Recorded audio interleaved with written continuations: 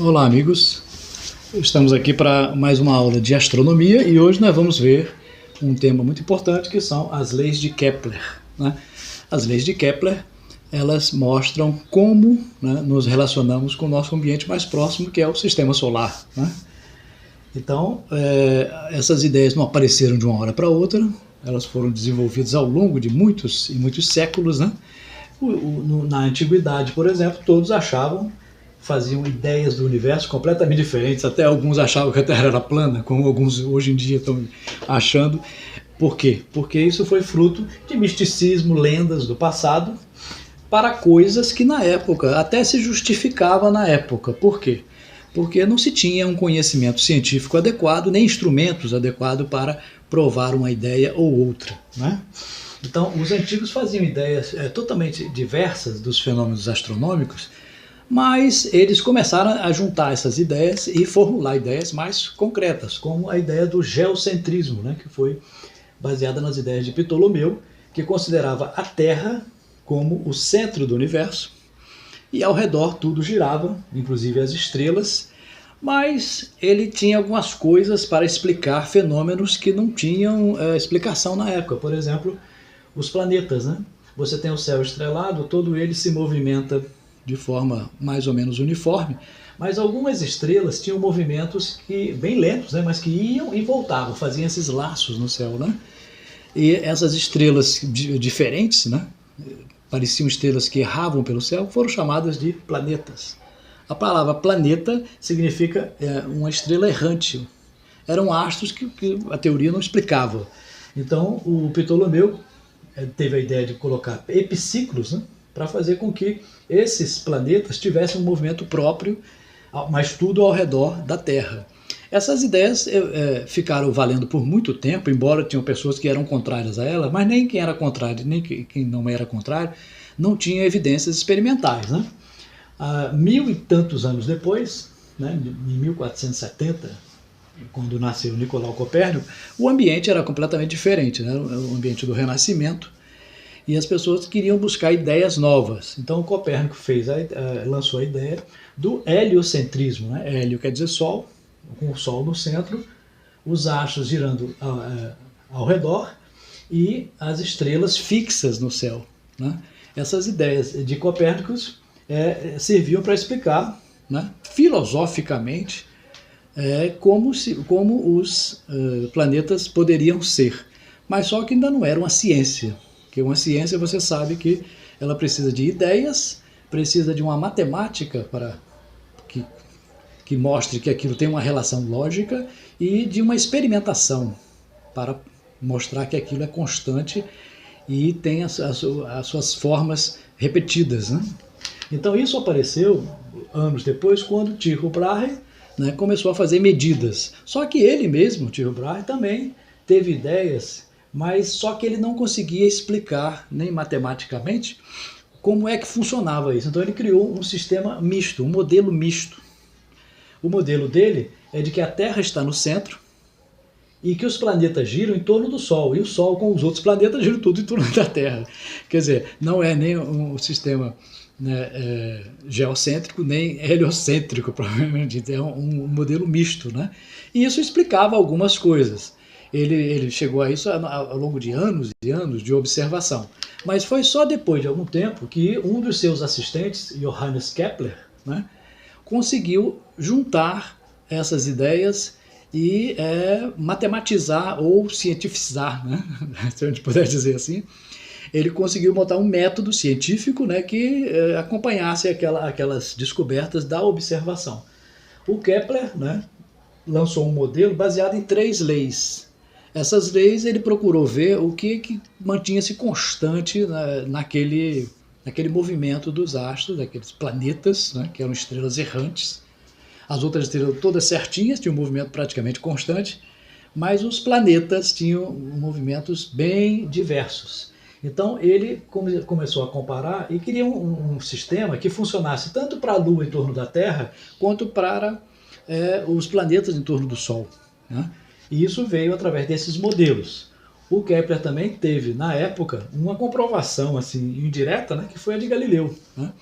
Galileu completou o trabalho de Kepler com uma parte da ciência fundamental, que é a observação.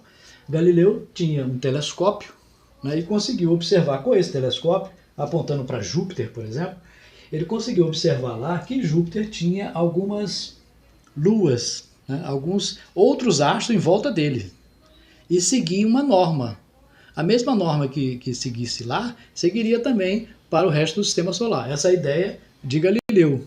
Então, observem que as ideias conceituais de Copérnico, as anotações numéricas de Kepler e a observação experimental de Galileu deram uma base para uma teoria, que depois passou a ser a teoria da gravitação de Newton, né, compactada. Então a ciência ela é feita dessa maneira, dessa forma. O Kepler formulou várias leis, né? Vamos dar uma olhadinha nessas leis, né?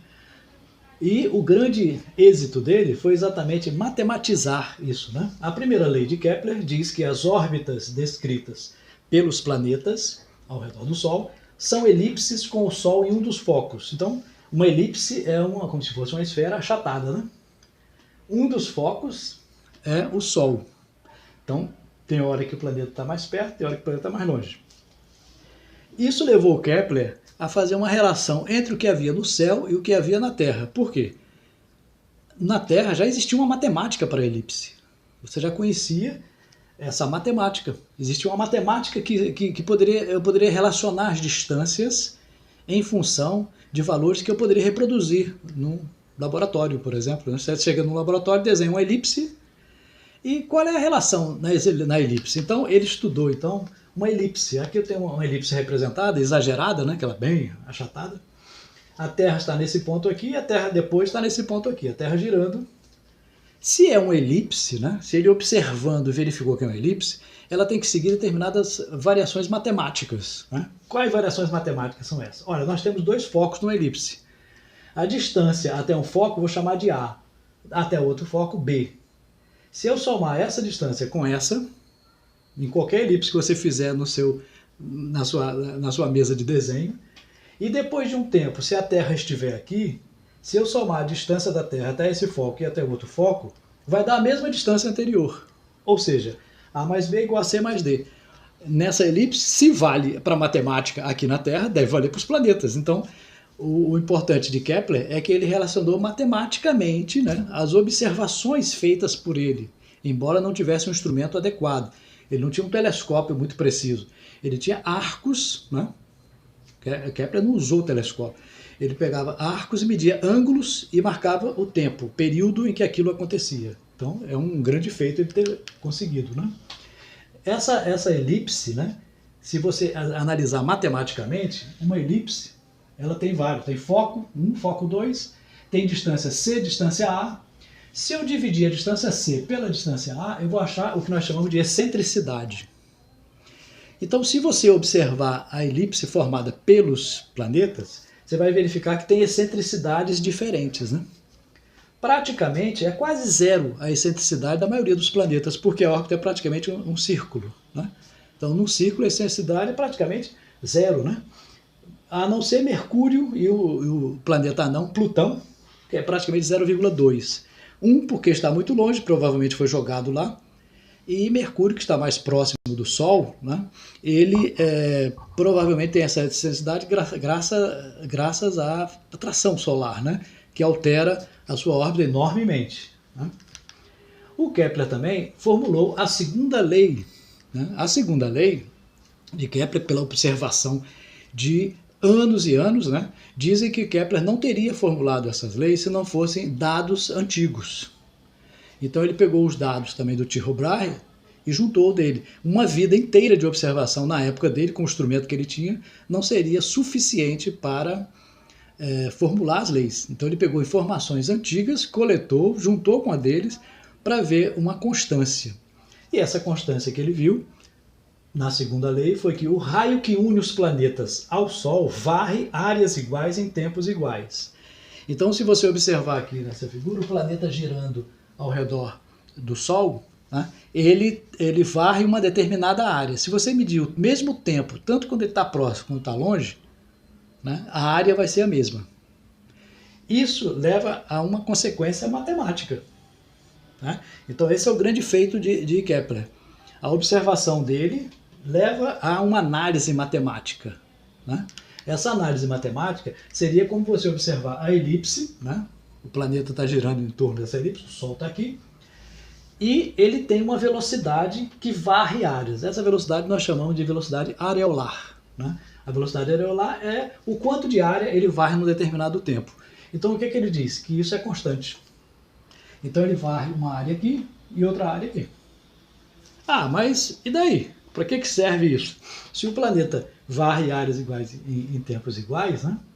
Isso quer dizer que o planeta, quando está mais perto do Sol, para ter uma área mais larga, a outra é mais fina, mais comprida, aqui exagerado, né?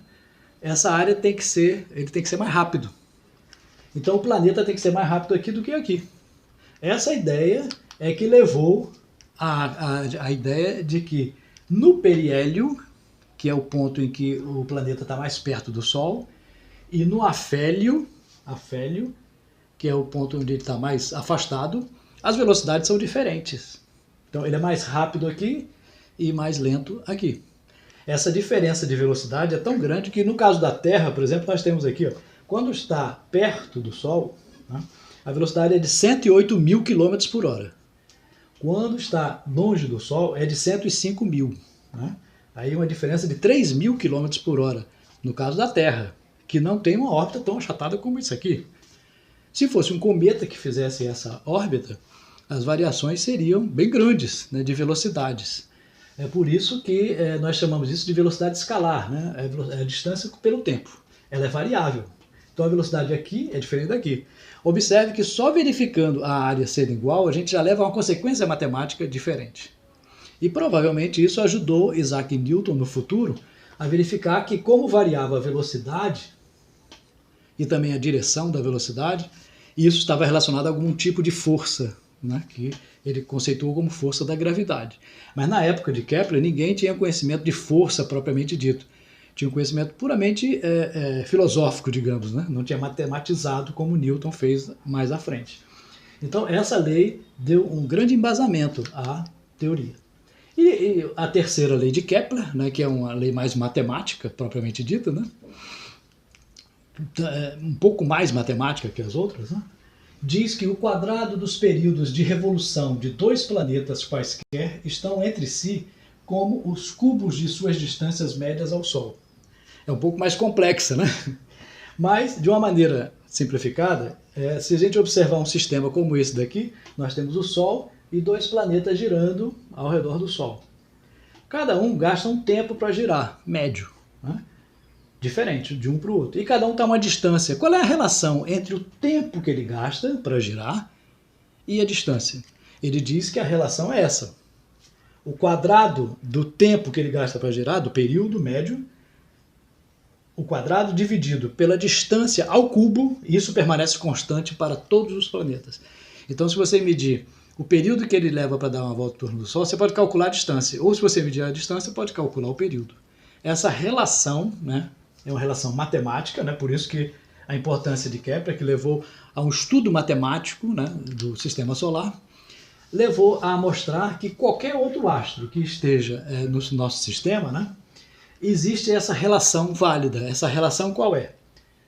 O tempo ao quadrado e o raio da órbita ao cubo é constante, né? Se eu relacionar dois planetas, vai ser o mesmo. T1 sobre T2 ao quadrado é R1 sobre R2 ao cubo. É a mesma lei anterior, só que de uma maneira diferente. Mas o que a gente está relacionando é que não é uma relação direta, né? É o quadrado e o cubo. Para descobrir isso, né, na Renascença, né, com a matemática não tão desenvolvida e com a experimentação também engatinhando, né, foi um trabalho muito grande de Kepler. Só que importante isso porque vale para planetas, vale para cometas, você pode até prever quando é que um cometa vai chegar em função dessa relação matemática, né? Então o Kepler, hoje em dia você pode comprovar isso no sistema solar. Aqui nós temos o raio médio da órbita dos planetas e o período, o tempo que ele leva para dar, em média, uma volta. Se você pegar o tempo, o período que ele leva, levar ao quadrado e dividir pela distância média ao cubo vai dar um valor constante para todos os planetas. Essa uniformidade no sistema solar é que é importante na lei de Kepler, né? A terceira lei de Kepler, então, pode ser comprovada assim, ó, né? Aqui eu tenho distâncias e períodos. Ó. Mercúrio, por exemplo, leva 88 dias para dar uma volta em torno do Sol. E a distância dele é 5,8 vezes 10 a terceira. Se eu pegar t ao quadrado, né, e dividir por r ao cubo, vai dar 4 vezes 10 a menos 20. Um número. Se eu fizer para Marte, vai dar o mesmo. Se eu fizer para Júpiter, vai dar o mesmo. Essa constância, essa é a importância da lei. Isso caracteriza uma lei, né? Uma constante em determinadas condições. É claro que existem outros fatores que influenciam, por exemplo, a atração de um planeta sobre o outro. Existem outros fatores que influenciam, por exemplo, a atração de um planeta sobre o outro, altera um pouquinho, mas isso foi depois que se descobriu, né?